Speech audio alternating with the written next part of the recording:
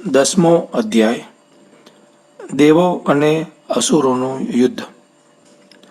શ્રી સુખદેવજી કહે છે, હે પરીક્ષિત, જોકે દાનવો અને દૈત્યોએ ઘણી સાવધાનીથી સમુદ્ર મંથનનો પ્રયત્ન કર્યો હતો, તો પણ ભગવાનથી વિમુખ હોવાને કારણે તેમને અમૃત મળ્યું નહીં. હે રાજન, ભગવાને સમુદ્ર મંથન કરી અમૃત મેળવીને પોતાના સ્વજન દેવોને પીવડાવ્યું. પછી સૌના જોતા જ ગરુડ પર સવાર થઈને પ્રયાણ કરી ગયા. જ્યારે દૈત્યોએ જોયું કે અમારા શત્રુઓને તો મોટી સફળતા મળી છે, ત્યારે તેઓ દેવોની ઉન્નતિ જીરવી શક્યા નહીં. તેમણે તરત જ પોતાના હથિયાર ઉપાડ્યા અને દેવો પર આક્રમણ કર્યું. આ તરફ દેવોએ અમૃતપાન કરીને વિશેષ શક્તિ મેળવી લીધી હતી અને વળી તેમને ભગવાનના ચરણ કમળોનો આશ્રય તો હતો જ.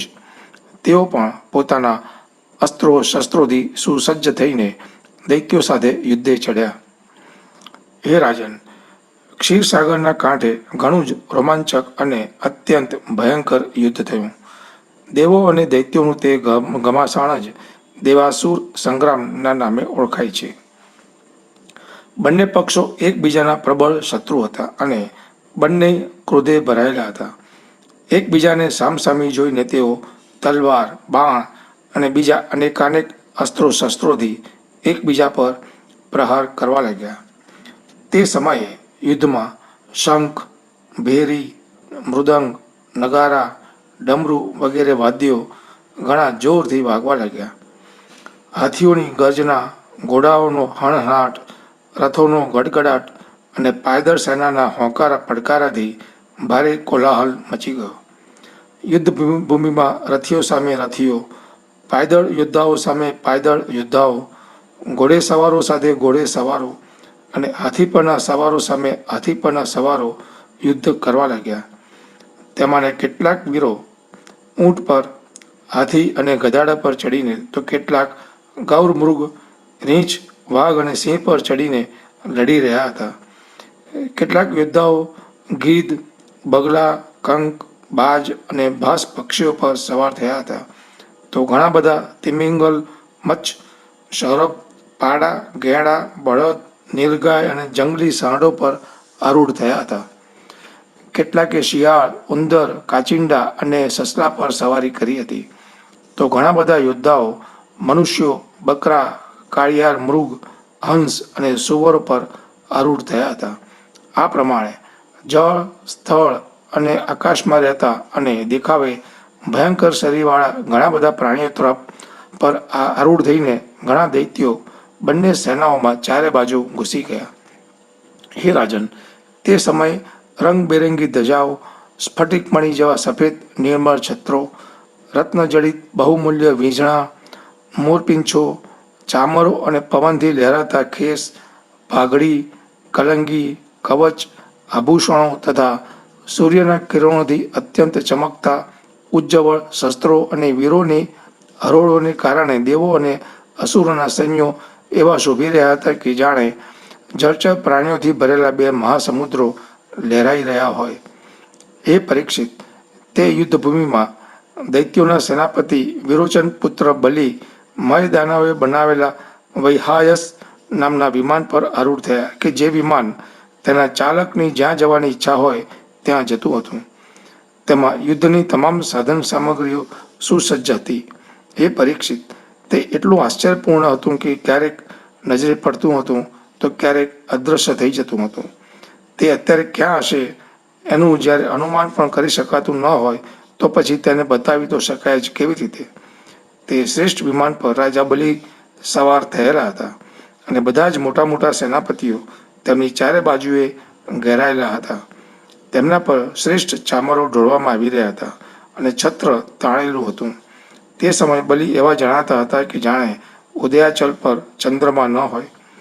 તેમની ચારે બાજુએ સૈન્યની નાની નાની ટોકડીઓના સ્વામી નમુચી, શંબર, બાણ, વિપ્રચિત્તિ, અયોમુખ, દ્વિમૂર્ધા, કાલનાભ, પ્રહેતી, હેતી, એલ્વલ, શકુની, ભૂતસંતાપ, વજ્રદંષ્ટ્ર, વિરોચન, હયગ્રીવ, શંકુશિરા, કપિલ, મેઘદુંદુભી, તારક, ચક્રાક્ષ, શુંભ, નિશુંભ, જંભ, ઉત્કલ, અરિષ્ટ, અરિષ્ટનેમિ, ત્રિપુરાધિપતિ મય, પૌલોમ, કાલેય, નિવાત કવચ વગેરે પોતપોતાના વિમાન ઉપર રહેલા હતા.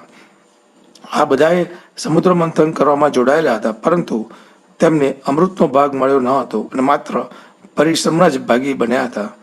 આ બધા અસુરોએ એકવાર નહીં અનેક વાર દેવતાઓને યુદ્ધમાં હરાવ્યા હતા. તેથી તેઓ ભારે ઉત્સાહથી સિંહ ગર્જના કરતા કરતા પોતાના ઘોર ઘોષવાળા શંખ વગાડવા લાગ્યા. ઇન્દ્રે જોયું કે અમારા શત્રુઓને શુરાતન ચડી રહ્યું છે, તેઓ મદોન્મત્ત થઈ રહ્યા છે, ત્યારે તેમને ઘણો ક્રોધ થઈ આવ્યો.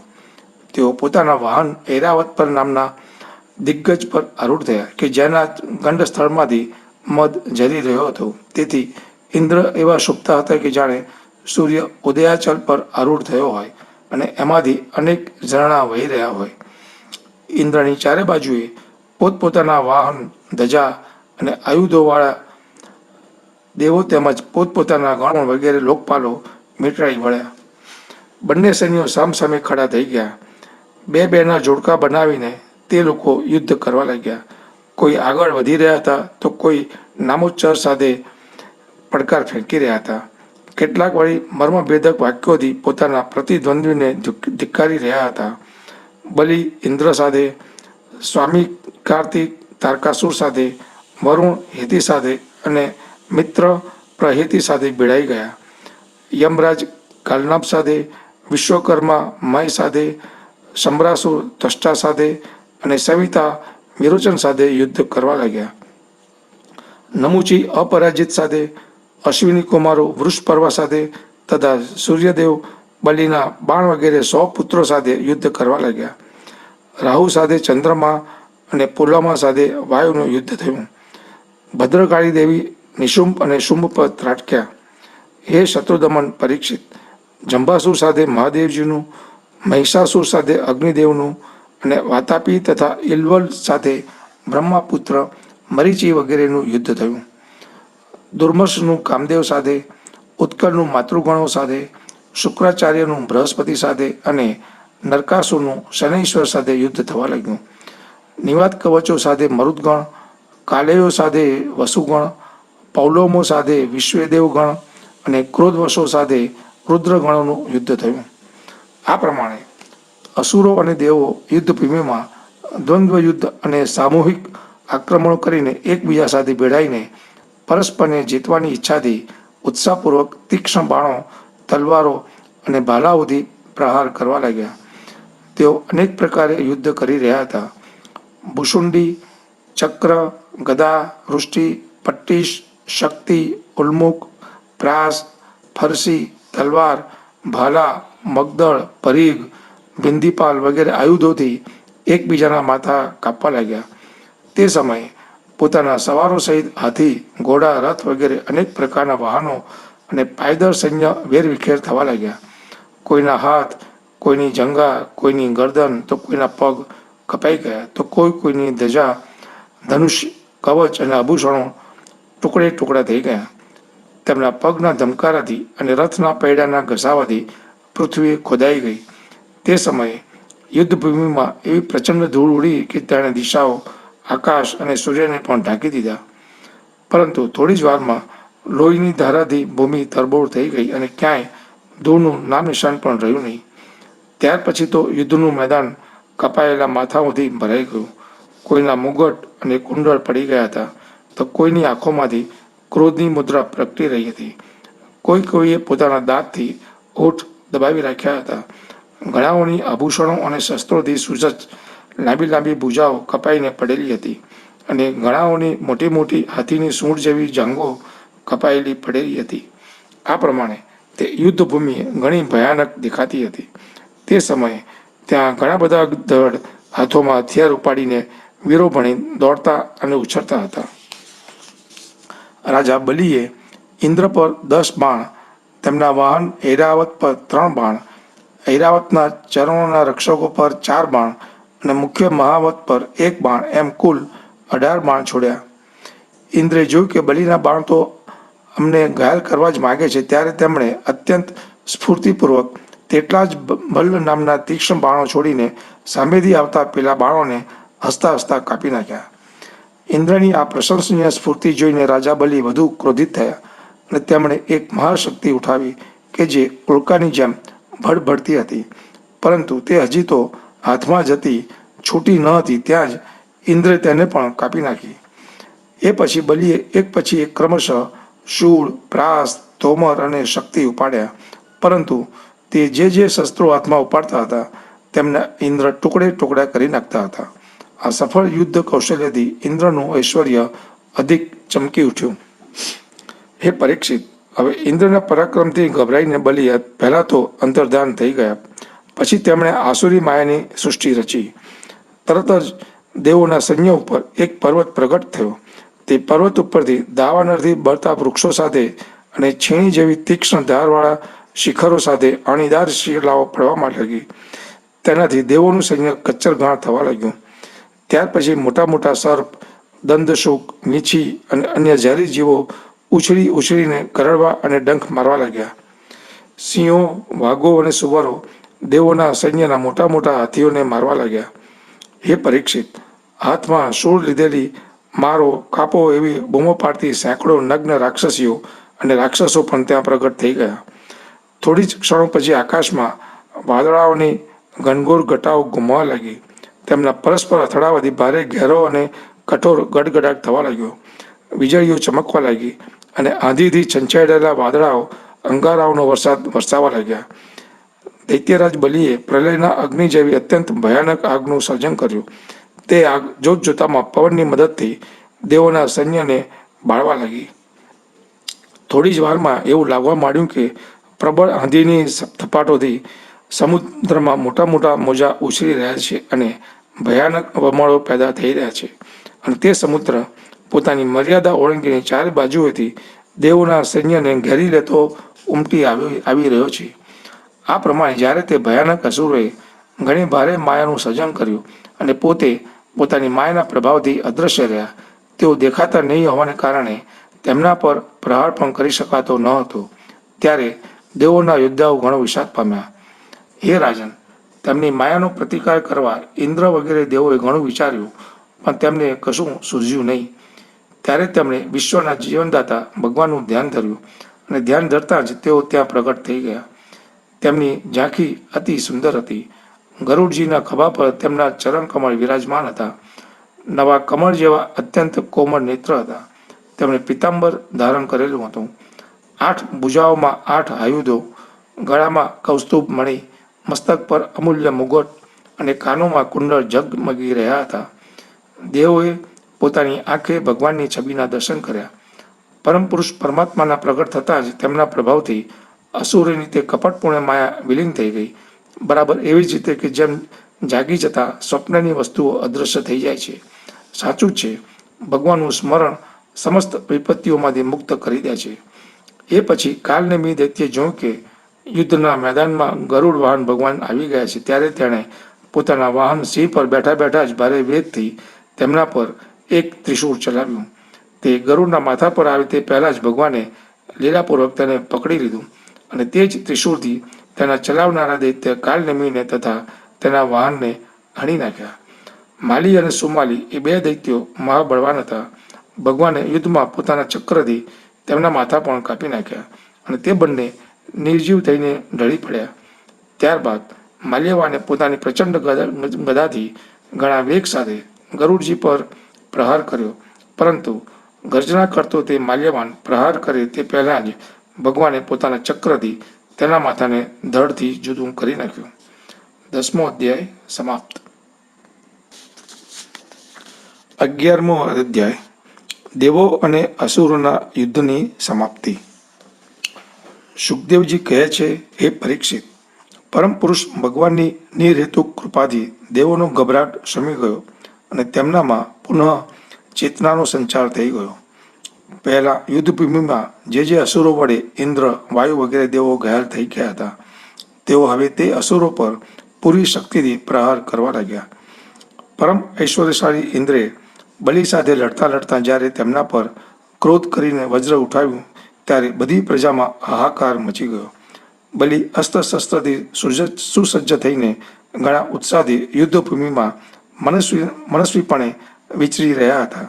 તેમને પોતાની સામે જ જોઈને હાથમાં વજ્ર ધારણ કરેલા ઇન્દ્રે તેમનો તિરસ્કાર કરતાં કહ્યું, મૂર્ખ, જેમ નટ બાળકોની નજરબંધી કરીને પોતાના જાદુથી તેમનું ધન પડાવી લે છે, તેવી જ રીતે તો માયાના પેંતરાઓથી અમારા પર વિજય મેળવવા ઈચ્છે છે. પણ તને ખબર નથી કે અમે માયાપતિ છીએ અને માયા અમારું કશું બગાડી શકતી નથી. જે મૂર્ખ લોકો માયા વડે સ્વર્ગ પર અધિકાર કરી લેવા ઈચ્છે છે અને તેને ઓળંગીને ઉપરના લોકોમાં પણ ધાક જમાવવા માગે છે, તે લૂંટારા મૂર્ખાઓને હું તેમના પહેલાંના સ્થાનમાંથી પણ નીચે પટકી દઉં છું. અરે નાદાન, તે માયાના મોટા પેંતરા રચ્યા છે. હવે જો આજે હું 100 ધારવાળા પોતાના વજ્રથી તારું માથું ધડથી અલગ કરી દઉં છું. તું પોતાના બંધુ બાંધવો સાથે જે કંઈ કરી શકતો હોય તે કરી લે. બલિએ કહ્યું, હે ઇન્દ્ર, જે લોકો કાળશક્તિની પ્રેરણાથી પોતાના કર્મ અનુસાર યુદ્ધ કરે છે તેમને જીત કે હાર, યશ કે અપયશ અથવા મૃત્યુ મળે જ છે. તેથી જ જ્ઞાનીજનો આ જગતને કાળને આધીન સમજે છે. વિજય થતાં હર્ષથી ફૂલાતા નથી અને હાર, અપયશ કે મૃત્યુ થતાં તેને વશીભૂત થતા નથી. તમે લોકો આ તત્વથી અનભિજ્ઞ એટલે કે અજાણ છો. તમે લોકો પોતાને જય અને પરાજય વગેરેનું કારણ અર્થાત તેના કરતા સમજો છો. તેથી મહાત્માઓની દ્રષ્ટિએ તમે શોચનીય છો, પરંતુ અમે તમારા મર્મસ્પર્શી વચનને સ્વીકારતા જ નથી, તો પછી અમને દુઃખ ક્યાંથી થવાનું? શ્રી સુખદેવજી કહે છે, વીર બલિએ ઇન્દ્ર પર આ પ્રમાણે આક્ષેપ કર્યો. બલિના આવા આક્ષેપોથી ઇન્દ્ર શરમાઈ ગયા.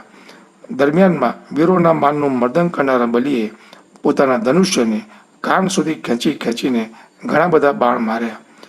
સત્યવાદી દેવશત્રુ બલિએ આ પ્રમાણે ઇન્દ્રનો અત્યંત તિરસ્કાર કર્યો ત્યારે ઇન્દ્ર અંકુશથી માર ખાધેલા હાથીની જેમ વધુ રોષે ભરાયા અને બલિના આક્ષેપો તેઓ સાંખી શક્યા નહીં.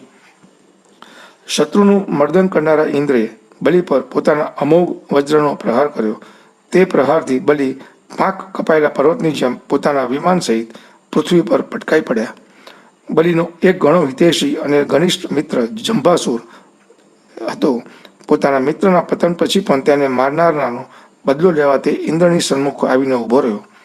સિંહ પર આરૂઢ થયેલો તે ઇન્દ્ર પાસે પહોંચ્યો અને ભારે વેગથી તેણે પોતાની ગદા ઉઠાવીને તેમની હાંસળી પર પ્રહાર કર્યો અને એ સાથે જ તે મહાબલીએ ઐરાવત પર પણ એક ગદા ફટકારી. ગદાનો પ્રહાર થવાથી ઐરાવતને ઘણી પીડા થઈ અને તેણે વ્યાકુળતાથી ઢીંચણ ટેકવી દીધા અને પછી મૂર્છિત થઈ ગયો. તે સમયે ઇન્દ્રનો સારથી માતલી 1000 ઘોડાઓથી જોતરાયેલો રથ લઈ આવ્યો અને શક્તિમાન ઇન્દ્ર ઐરાવતને છોડી તરત રથ પર સવાર થઈ ગયા. દાનવશ્રેષ્ઠ જંભે યુદ્ધભૂમિમાં માતલીના આ કામની ઘણી પ્રશંસા કરી અને હસીને તેના પર એક ચમકતું ત્રિશૂળ ચલાવ્યું. માતલીએ ધૈર્યપૂર્વક તે અસહ્ય પીડા સાંકી લીધી. પછી ઇન્દ્રે ક્રોધિત થઈને પોતાના વજ્રથી જંભનું માથું કાપી નાખ્યું.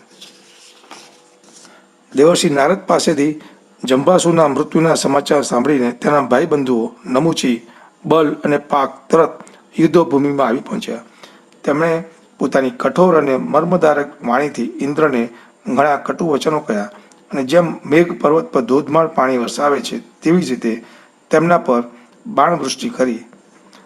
બલ નામના દૈત્યે ભારે હસ્તકૌશલથી એક સામટા 1000 બાણ ચલાવ્યા અને ઇન્દ્રના 1000 ઘોડાઓને ઘાયલ કર્યા. પાક નામના દૈત્યે 100 બાણો છોડીને માતલીના 100 બાણો ચલાવીને રથના એક ભાગને તોડી નાખ્યો. યુદ્ધભૂમિમાં એ ભારે આશ્ચર્ય થયું કે તેણે એક સામટા આટલા બાણ ચડાવ્યા અને ચલાવ્યા. નમુચી મોટા મોટા સુવર્ણની પાંખોવાળા 15 બાણોથી ઇન્દ્રને ઘાયલ કરીને યુદ્ધભૂમિમાં પાણી ભરેલા વાદળોની જેમ ગર્જના કરવા લાગ્યો. વર્ષા ઋતુના મેઘ જેમ સૂર્યને ઢાંકી દે છે તેવી જ રીતે તે અસુરોએ બાણોની વૃષ્ટિ કરીને ઇન્દ્રને તથા તેમના રથ અને સારથીને પણ ચારે બાજુથી ઢાંકી દીધા. ઇન્દ્ર નહીં દેખાવાથી દેવો અને તેમના અનુચરો અત્યંત વિવળ થઈને રોવા કકળવા લાગ્યા. એક તો શત્રુઓએ તેમને હરાવી દીધા અને બીજું હવે તેમનો કોઈ સેનાપતિ પણ રહેવા પામ્યો ન હતો. તેથી દેવોની તે સમયે બરાબર એવી જ દશા થઈ રહી હતી કે જેવા મતદરિયે નાવ તૂટી જવાથી વેપારીઓના હાલ થાય છે. પરંતુ થોડી જ વારમાં શત્રુએ રચેલા બાણોના પિંજરામાંથી ઘોડા, રથ, ધજા અને સારથી સહિત ઇન્દ્ર બહાર નીકળી આવ્યા. ત્યારે જેમ સવારે સૂર્ય પોતાના કિરણોથી દિશાઓ, આકાશ અને પૃથ્વીને ચમકાવી મૂકે છે, તેવી જ રીતે ઇન્દ્રના તેજથી બધું જ ઝગમગી ઉઠ્યું. વજ્રધારી ઇન્દ્રે જોયું કે યુદ્ધભૂમિમાં પોતાના સૈન્યને શત્રુએ રોડી નાખ્યું છે. ત્યારે તેમણે ઘણા ક્રોધપૂર્વક શત્રુઓને હણવા માટે વજ્રથી આક્રમણ કર્યું. હે રાજન, 8 ધારોવાળા તે તીક્ષ્ણ વજ્રથી તે દૈત્યોના બંધુ બાંધવોને પણ ભયભીત કરીને ઇન્દ્રે તે બલ અને પાક નામના દૈત્યોના મસ્તક છેદી નાખ્યા. હે રાજન, પોતાના ભાઈઓને હણાયેલા જોઈને નમુચીને ઘણો શોક થયો. તે ક્રોધને કારણે ભાન ભૂલીને ઇન્દ્રને મારી નાખવા તનતોડ પ્રયત્ન કરવા લાગ્યો. ઇન્દ્ર, હવે તું બચી શકીશ નહીં એવો પડકાર ફેંકતો તે એક ત્રિશૂળ ઉપાડીને ઇન્દ્ર પર તૂટી પડ્યો. તે ત્રિશૂળ પોલાદનું બનેલું હતું, સોનાના આભૂષણોથી શણગારેલું હતું અને તેમાં ઘંટડીઓ લગાડેલી હતી. નમુચીએ ક્રોધના માર્યા સિંહની જેમ ગર્જના કરીને તે ત્રિશૂળ ઇન્દ્ર પર છોડી દીધું. હે રાજન, ઇન્દ્રે જોયું કે ત્રિશૂળ ભારે વેગથી પોતાની તરફ આવી રહ્યું છે. ત્યારે તેમણે પોતાના બાણોથી આકાશમાં જ તેના હજારો ટુકડા કરી નાખ્યા અને તે પછી દેવરાજ ઇન્દ્રે ભારે ક્રોધથી તેનું મસ્તક કાપી નાખવા માટે ગરદન પર વજ્રનો પ્રહાર કર્યો. જોકે ઇન્દ્રે ભારે વેગથી તે વજ્ર ચલાવ્યું હતું, તો પણ તે યશસ્વી વજ્રથી તેની ચામડી પર એક ઉજાડો સરખો પણ પડ્યો નહીં. એ ઘણું આશ્ચર્યકારક બન્યું કે જે વજ્રે મહાબલી વૃત્રાસુરના શરીરને ટુકડે ટુકડા કરી નાખ્યું હતું, તે વજ્ર નમુચીની ગરદનની ચામડી થકી તિરસ્કૃત બની રહ્યું. તે વજ્ર જ્યારે નમુચીને કશી હાનિ પહોંચાડી શક્યું નહીં, ત્યારે ઇન્દ્ર તેનાથી ભયભીત થયા અને વિચારવા લાગ્યા કે દૈવયોગે સમસ્ત સંસ્થાને સંશય પમાડનારી આ કેવી ઘટના બની ગઈ. પહેલાંના યુગમાં જ્યારે આ પર્વતો પાંખોથી ઉડતા હતા અને રખડતા રખડતા ભારને લીધે પૃથ્વી પર પડતા હતા, ત્યારે પ્રજાનો વિનાશ થતો જોઈને આ જ વજ્રથી મેં તે પર્વતોની પાંખો કાપી નાખી હતી. ત્વષ્ટાની તપસ્યાનો સાર જ વૃત્રાસુર રૂપે પ્રગટ થયો હતો, તેને પણ મેં આ જ વજ્ર વડે કાપી નાખ્યો હતો. બીજા અનેક દૈત્યો કે જેઓ ઘણા બળવાન હતા અને કોઈ પણ અસ્ત્ર શસ્ત્રથી જેમની ચામડી સુદ્ધાને પણ ઈજા પહોંચાડી શકાતી ન હતી, તેમને પણ આ જ વજ્રથી મેં હણી નાખ્યા હતા. તે જ મારું આ વજ્ર મારા પ્રહાર કરવા છતાં પણ આ તુચ્છ અસુરને મારી શક્યું નહીં. તેથી હવે હું આનો અંગીકાર કરી શકું નહીં. આ વજ્ર બ્રહ્મતેજથી બનેલું છે, તો તેથી શું થઈ ગયું? હવે તો તે નકામું બની ચૂક્યું છે. આ પ્રમાણે ઇન્દ્ર વિષાદ કરવા લાગ્યા. તે જ સમયે આકાશવાણી થઈ કે આ દાનવ નથી તો સૂકી વસ્તુથી મરી શકતો કે ન તો ભીની વસ્તુથી. આને મેં વરદાન આપેલું છે કે સૂકી કે ભીની વસ્તુથી તારું મૃત્યુ થશે નહીં. તેથી હે ઇન્દ્ર, આ શત્રુને મારવા માટે હવે તમે કોઈ બીજો ઉપાય વિચારો. તે આકાશવાણી સાંભળીને દેવરાજ ઇન્દ્ર એકાગ્ર ચિત્તે વિચારવા લાગ્યા. વિચાર કરતા તેમના ધ્યાનમાં આવ્યું કે સમુદ્રનું ફેણ તો સૂકું પણ છે અને ભીનું પણ છે. તેથી તેને સૂકું પણ ન કહેવાય અને ભીનું પણ ન કહેવાય.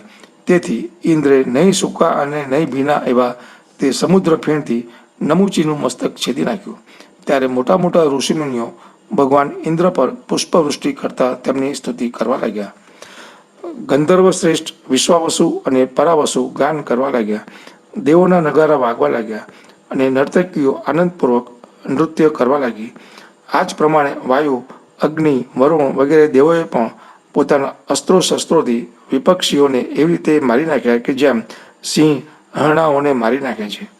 હે રાજન, આ બાજુ બ્રહ્માજીએ જોયું કે દાનવોનો તો સર્વથા નાશ થઈ રહ્યો છે, ત્યારે તેમણે દેવર્ષિ નારદજીને દેવતાઓ પાસે મોકલ્યા અને નારદજીએ ત્યાં જઈને દેવોને યુદ્ધ કરતા અટકાવી દીધા. નારદજીએ કહ્યું, હે દેવો, ભગવાનની ભુજાઓના આશ્રયમાં રહેલા તમે બધાએ અમૃત પ્રાપ્ત કરી લીધું છે અને લક્ષ્મીજીએ પણ પોતાની કૃપા કરુણાથી તમારી અભિવૃદ્ધિ કરી છે. તેથી તમે હવે યુદ્ધ કરવાનું બંધ કરો. શ્રી સુખદેવજી કહે છે, દેવોએ દેવર્ષિ નારદજીની વાત માની લીધી અને પોતાના ક્રોધાવેગનું શમન કર્યું. પછી તેઓ બધા પોતાના લોક સ્વર્ગમાં સિધાવી ગયા. તે સમયે દેવોના અનુચરો તેમનું યશોગાન કરી રહ્યા હતા. યુદ્ધમાં બચી ગયેલા દૈત્યોએ દેવર્ષિ નારદજીની સંમતિથી વજ્રના પ્રહારથી મરેલા બલિને લઈને પશ્ચિમના પર્વત પર પ્રયાણ કર્યું. ત્યાં શુક્રાચાર્ય પોતાની સંજીવની વિદ્યાથી તે બધા અસુરોને જીવતા કર્યા કે જેમના ગરદન વગેરે અંગો કપાયા ન હતા. શુક્રાચાર્ય વડે સ્પર્શ કરાતા જ બલિની ઇન્દ્રિયોમાં ચેતના અને મનમાં સ્મરણ શક્તિ જાગૃત થઈ ગઈ. બલિ એ વાત સમજતા હતા કે સંસારમાં જીવન મૃત્યુ, જય પરાજય વગેરે વારાફરતી થયા જ કરે છે. તેથી પરાજિત થવા છતાં પણ તેમને કોઈ પ્રકારનો ખેદ થયો નહીં. 11મો અધ્યાય સમાપ્ત. 12મો અધ્યાય મોહિની રૂપ જોઈને મહાદેવજીનું મોહિત થવું. શ્રી સુખદેવજી કહે છે, હે પરીક્ષિત, જ્યારે ભગવાન શંકરે એ સાંભળ્યું કે શ્રી હરિએ મોહિની રૂપ ધારણ કરીને અસુરોને મોહિત કર્યા અને દેવોને અમૃત પીવડાવી દીધું છે, ત્યારે તેઓ સતી દેવીની સાથે વૃષભ પર સવાર થઈને સમસ્ત ભૂતગણો લઈને ત્યાં જઈ પહોંચ્યા કે જ્યાં ભગવાન મધુસૂદન નિવાસ કરે છે. ભગવાન શ્રી હરિએ અત્યંત પ્રેમથી ગૌરીશંકર ભગવાનનો આદર સત્કાર કર્યો અને તેઓ પણ સુખપૂર્વક બેસીને ભગવાનનું સન્માન કરીને હસતા હસતા કહેવા લાગ્યા. શ્રી મહાદેવજીએ કહ્યું, સમસ્ત દેવોના હે આરાધ્ય દેવ, આપ વિશ્વવ્યાપી જગદીશ્વર અને જગત સ્વરૂપ છો. સમસ્ત ચરાચર પદાર્થોનું મૂળ કારણ ઈશ્વર અને સૌના આત્મા પણ આપ જ છો. આ જગતનો આદિ, મધ્ય અને અંત આપનાથી જ થાય છે, છતાં આપ આદિ, મધ્ય અને અંતથી રહિત છો. આપના અવિનાશી સ્વરૂપમાં દ્રષ્ટા, દ્રશ્ય અને ભોગતા ભોગ્યનો ભેદભાવ નથી. વાસ્તવમાં આપ સત્ય ચીન માત્ર બ્રહ્મ જ છો. કલ્યાણની કામના કરનારા મહાત્માઓ આ લોક અને પરલોક બંનેની આસક્તિનો તેમજ સમસ્ત કામનાઓનો પરિત્યાગ કરીને આપના ચરણ કમળોની જ આરાધના કરે છે. આપ અમૃત સ્વરૂપ, સમસ્ત પ્રાકૃત ગુણોથી રહિત, શોકની છાયાથી પણ પર સ્વયં પરિપૂર્ણ બ્રહ્મ છો. આપ કેવળ આનંદ સ્વરૂપ છો. આપ નિર્વિકાર છો. આપનાથી ભિન્ન કશું જ નથી, પરંતુ આપ બધાથી ભિન્ન છો. આપ વિશ્વની ઉત્પત્તિ, સ્થિતિ અને પ્રલયનું પરમ કારણ છો. આપ સમસ્ત જીવોના શુભ અશુભ કર્મોનું ફળ આપનારા સ્વામી છો. જો કે આવું પણ જીવોની અપેક્ષાને લીધે જ કહી શકાય છે. વાસ્તવમાં તો આપ બધાની અપેક્ષાથી રહિત અનપેક્ષ છો. હે સ્વામી, કાર્ય અને કારણ, દ્વૈત અને અદ્વૈત જે કંઈ પણ છે તે બધું એકમાત્ર આપ જ છો. બરાબર એવી જ રીતે કે જેમ આભૂષણો રૂપે રહેલું સુવર્ણ અને મૂળ સુવર્ણ એ બંનેમાં કશો ફરક હોતો નથી, બંને એક જ વસ્તુ છે. લોકોએ આપના વાસ્તવિક સ્વરૂપને નહીં જાણવાને કારણે આપનામાં અનેક પ્રકારના ભેદભાવ અને વિકલ્પોની કલ્પના કરેલી છે, અને આ જ કારણે આપનામાં કોઈ પણ પ્રકારની ઉપાધિ ન હોવા છતાં પણ ગુણોને લીધે ભેદ પ્રતીત થાય છે. હે પ્રભુ, કેટલાક લોકો આપને બ્રહ્મ સમજે છે તો બીજાઓ આપને ધર્મ કહીને વર્ણવે છે. આ જ પ્રમાણે કેટલાક આપને પ્રકૃતિ અને પુરુષથી પર પરમેશ્વર માને છે, તો કેટલાક આપને વિમલા, ઉત્કર્ષિણી, જ્ઞાના, ક્રિયા, યોગા, પ્રહી, સત્યા, ઈશાના અને અનુગ્રહ આ 9 શક્તિઓથી યુક્ત પરમ પુરુષ માને છે, તથા બીજાઓ આપને ક્લેશ, કર્મ વગેરેના બંધનથી રહિત પૂર્વજોના પણ પૂર્વજ અવિનાશી પુરુષ વિશેષ રૂપે માને છે. હે પ્રભુ, હું, બ્રહ્મા અને મરીચી વગેરે સત્વગુણની સૃષ્ટિમાં રહેલા અમે ઋષિઓ જ્યારે આપની બનાવેલી સૃષ્ટિનું રહસ્ય જાણવા પામતા નથી, ત્યારે આપને તો જાણી જ કેવી રીતે શકીએ? તો પછી જેમના ચિત્તને માએ પોતાના વશમાં કરી રાખ્યું છે અને જેઓ સર્વદા રજોગુણી અને તમોગુણી કર્મો કરવામાં જ રત રહે છે, તે અસુરો, મનુષ્યો વગેરે તો જાણે જ શી રીતે? હે પ્રભુ, આપ સર્વાત્મક અને જ્ઞાન સ્વરૂપ છો. તેથી આકાશમાં વાયુની જેમ અદૃશ્ય રહેવા છતાં પણ આપ સમસ્ત ચરાચર જગતમાં હર હંમેશ વિદ્યમાન રહો છો, તથા આ જગતની ચેષ્ટા, સ્થિતિ, જન્મ, નાશ, પ્રાણીઓના કર્મ તેમજ સંસારના બંધન મુક્તિ બધું જ જાણો છો. હે પ્રભુ, આપ જ્યારે ગુણોનો સ્વીકાર કરીને લીલા કરવા માટે ઘણા બધા અવતાર ધારણ કરો છો, ત્યારે હું તેમના દર્શન કરું જ છું. અત્યારે હું આપના આ અવતારનું પણ દર્શન કરવા ઈચ્છું છું કે જે અવતાર આપે મોહિની રૂપે ધારણ કર્યો હતો અને જેનાથી દૈત્યોને મોહિત કરીને આપે દેવોને અમૃત પીવડાવ્યું છે. હે સ્વામી, અમે બધા તે રૂપ જોવા આવ્યા છીએ. અમારા મનમાં તે રૂપના દર્શન કરવાનું મોટું કુતૂહલ છે. શ્રી સુખદેવજી કહે છે, જ્યારે ભગવાન શંકરે વિષ્ણુ ભગવાનને આ પ્રાર્થના કરી ત્યારે ગંભીર ભાવે હસીને તેમણે ભગવાન શંકરને કહ્યું, શ્રી વિષ્ણુ ભગવાને કહ્યું, હે શંકરજી, તે સમયે અમૃત કુંભ દૈત્યોના હાથમાં જતો રહ્યો હતો. તેથી દેવોનું કામ પાડવા માટે અને દૈત્યોના મનને એક નવા કુતૂહલ તરફ આકર્ષવા માટે જ મેં તે મોહિની રૂપ ધારણ કર્યું હતું. હે દેવ શિરોમણી, તમે તે રૂપ જોવા ઈચ્છો છો તો હું તે રૂપ તમને બતાવીશ. પરંતુ તે રૂપ તો કામી પુરુષો માટે જ આદરણીય છે, કારણ કે એ કામ ભાવને ઉત્તેજિત કરનારું છે. શ્રી સુખદેવજી કહે છે, આ પ્રમાણે કહેતા કહેતા ભગવાન શ્રી વિષ્ણુ ત્યાં જ અંતર્ધાન થઈ ગયા અને ભગવાન શ્રી શંકર સતીદેવીની સાથે ચારે તરફ જોતા રહીને ત્યાં જ બેસી રહ્યા. એટલામાં જ તેમણે જોયું કે સામે એક ઘણું સુંદર ઉપવન છે. તેમાં જાત જાતના વૃક્ષો ઉગેલા છે, જે રંગબેરંગી ફૂલો અને લાલ લાલ કૂપળોથી લચી પડેલા છે. તેમણે એ પણ જોયું કે તે ઉપવનમાં એક સુંદરી દડો ઉછાળતી રમી રહી છે. તેણે અત્યંત સુંદર સાડી પહેરેલી છે અને તેની કમરમાં કંદોરાની ઘૂઘરીઓ લટકી રહી છે. દડો ઉછાળવાથી અને સરકીને તેને ઝીલી લેવાથી તેના સ્તન અને તેમના પર રહેલા હાર હાલી રહ્યા છે. એવું લાગતું હતું કે જાણે તેમના ભારથી તેની પાતળી કમર ડગલે ને પગલે તૂટતા બચી જાય છે. તે પોતાના રક્તમણી પલ્લવો જેવા સુકોમળ ચરણોથી કલાપૂર્વક ઠમક ઠમક ચાલી રહી હતી. ઉછળતો દડો જ્યારે આમ તેમ સરકી જતો હતો ત્યારે તે નમીને તેને રોકી લેતી હતી. એનાથી તેની વિશાળ ચંચળ આંખો કંઈક ઉદ્વિગ્ન થઈ જતી જણાતી હતી. તેના કપોળ પર કાનોના કુંડળોની જ્યોતિ ઝગમગી રહી હતી અને તેની વાંકડિયાળી શ્યામ લટો તેમના પર ઝૂકી પડતી હતી કે જેનાથી તેનું મુખ અધિક ઉલ્લાસ પામતું હતું.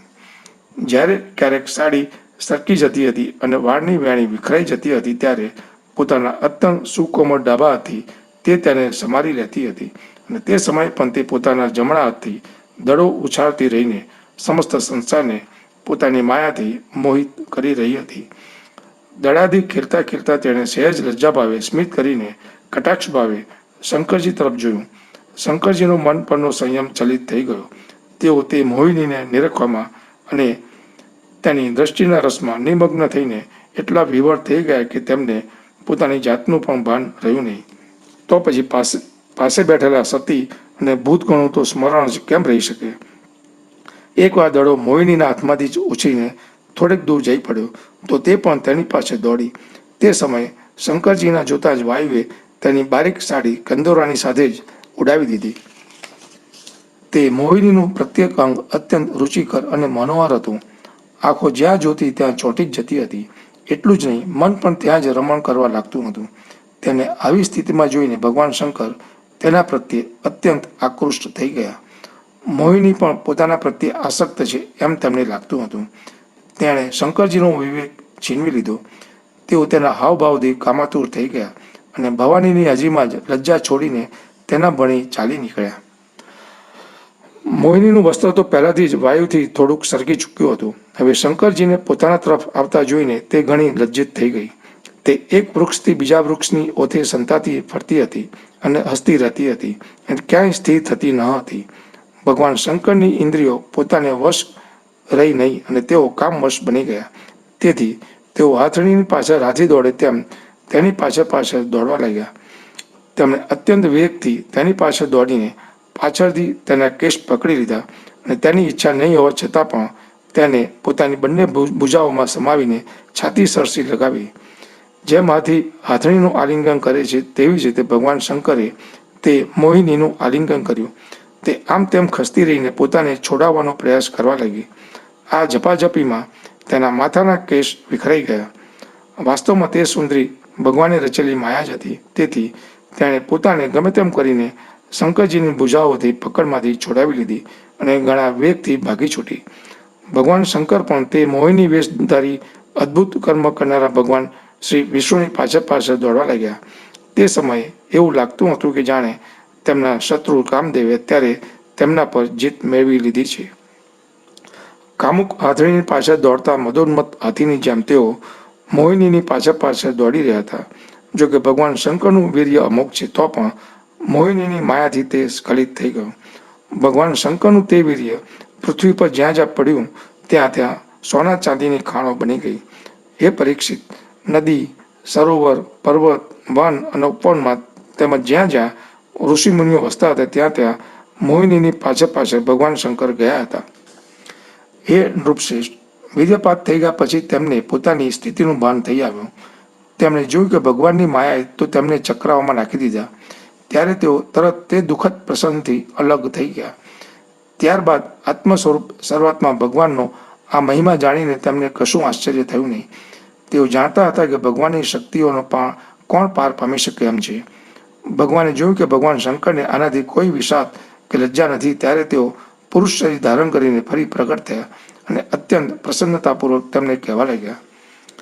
શ્રી ભગવાને કહ્યું, હે દેવ શિરોમણી, મારી સ્ત્રી રૂપિણી માયાથી વિમોહિત થવા છતાં પણ તમે પોતે જ પોતાની નિષ્ઠામાં સ્થિત થઈ ગયા એ ઘણા જ આનંદની વાત છે.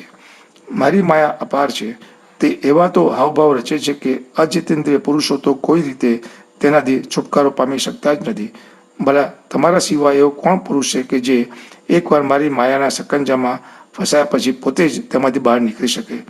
જો કે મારી આ ગુણમય માયા ભલભલાઓને મોહિત કરી દે છે, તો પણ હવે તે તમને ક્યારેય મોહિત કરશે નહીં, કારણ કે સૃષ્ટિ સર્જન વગેરે માટે જે તે સમયે તેને શોભિત કરનારો કાળ હું જ છું. તેથી મારી ઈચ્છા વિરુદ્ધ તે રજોગુણ વગેરેનું સર્જન કરી શકતી નથી.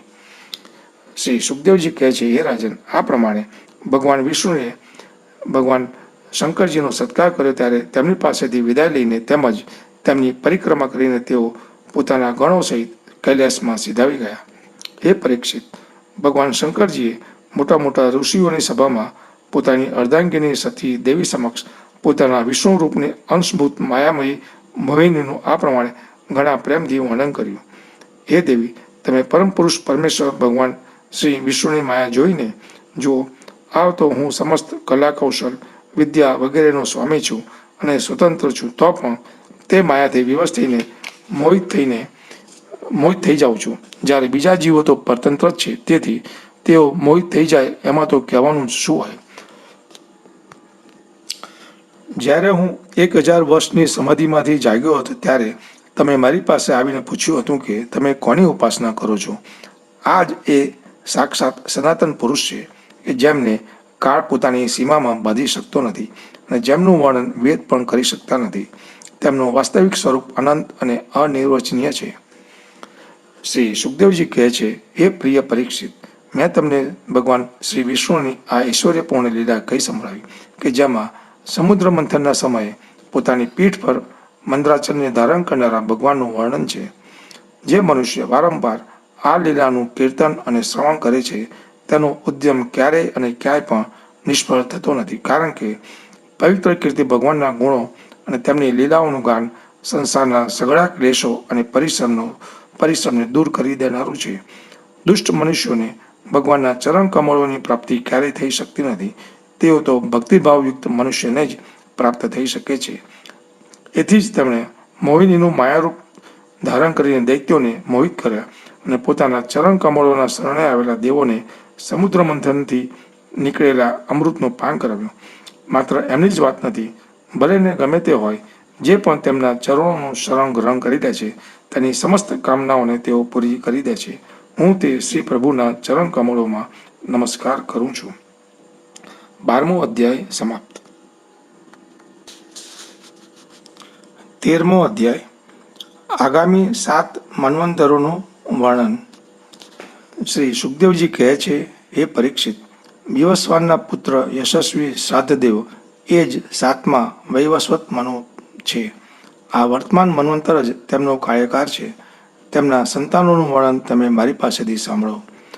વૈવસ્વત મનુના 10 પુત્રો છે: ઇક્ષ્વાકુ, નભગ, ધૃષ્ટ, શર્યાતિ, નરિષ્યંત, નાભાગ, દિષ્ટ, કરુષ, પૃષદ્ર અને વસુમાન.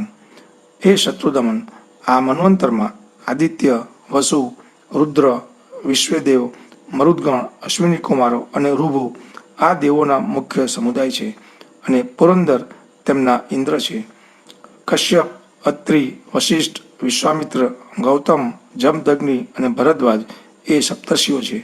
આ મન્વંતરમાં પણ કશ્યપના પત્ની અદિતિના ગર્ભથી આદિત્યોના નાના ભાઈ વામનના રૂપમાં ભગવાને અવતાર ધારણ કર્યો હતો. હે પરીક્ષિત, આ પ્રમાણે મેં સંક્ષેપમાં 7 મન્વંતરનું વર્ણન તમને કહી સંભળાવ્યું. હવે ભગવાનની શક્તિથી યુક્ત આગળના આવનારા 7 મન્વંતરોનું વર્ણન કહી સંભળાવું છું, તે સાંભળો. હે રાજેન્દ્ર, એ તો હું તમને અગાઉ 6ઠ્ઠા સ્કંદમાં બતાવી ચૂક્યો છું કે વિવસ્વાન અર્થાત ભગવાન સૂર્યની 2 પત્નીઓ હતી, સંજ્ઞા અને છાયા. એ બંને વિશ્વકર્માની પુત્રીઓ હતી. કેટલાક લોકો એવું કહે છે કે તેમની એક ત્રીજી પત્ની વડવા પણ હતી, પણ મારા ખ્યાલથી તો સંજ્ઞાનું નામ જ વડવા પડ્યું હતું. તે સૂર્ય પત્નીઓમાંની સંજ્ઞાથી 3 સંતાનો થયા: યમ, યમી અને શ્રાદ્ધદેવ.